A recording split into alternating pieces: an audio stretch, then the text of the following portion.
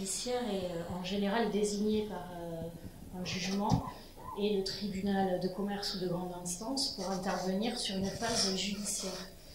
On est sur de la prévention, le mandataire peut aussi intervenir en prévention aux côtés des administrateurs comme Maître Vigreux.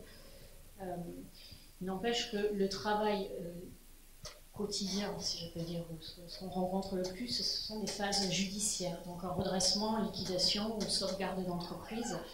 C'est-à-dire qu'on va, suivant le stade de la procédure, soit accompagner le dirigeant dans une période d'observation aux côtés du tribunal et d'un administrateur pour trouver une issue à cette période d'observation et éventuellement mettre en place un plan de redressement, soit, si cela n'est pas possible, conclure un arrêt de l'activité, que ce soit une cession ou un arrêt sec de l'activité. Mais ce qu'il faut savoir, c'est que 70% des dossiers que l'on a à traiter sont des statistiques nationales, qui sont assez stables d'ailleurs. 70% des dossiers sont des liquidations judiciaires directes, demandées bien souvent par le dirigeant. Et 30% sont des sauvegardes et redressements. Je pense que c'est tout à fait français de stigmatiser l'échec et je trouve très intéressant ce témoignage puisque c'est ce qu'il faudrait arriver à faire en France.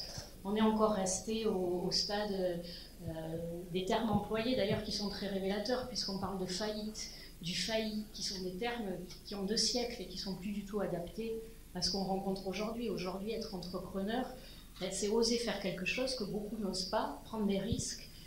Et c'est pas parce que des difficultés, qu'elles soient extérieures ou internes, conduisent à une procédure collective qu'il faut en avoir honte et qu'il faut stigmatiser cet échec, bien au contraire. C'est pas du tout d'ailleurs le regard qui est porté, et c'est aussi un des messages que je souhaitais faire passer, c'est pas du tout le regard qui est porté par le tribunal. La liquidation judiciaire, c'est le stade ultime, c'est-à-dire celui à partir duquel on ne peut plus retourner une entreprise.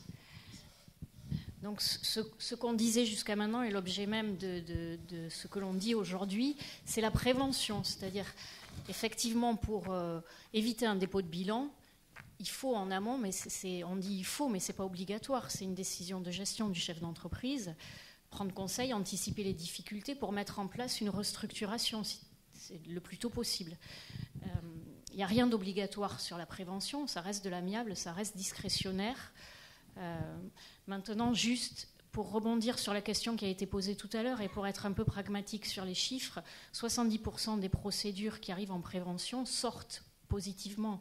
Alors on n'a pas une étude sur la durée pour l'instant, ce sont des études récentes puisque la prévention est récente.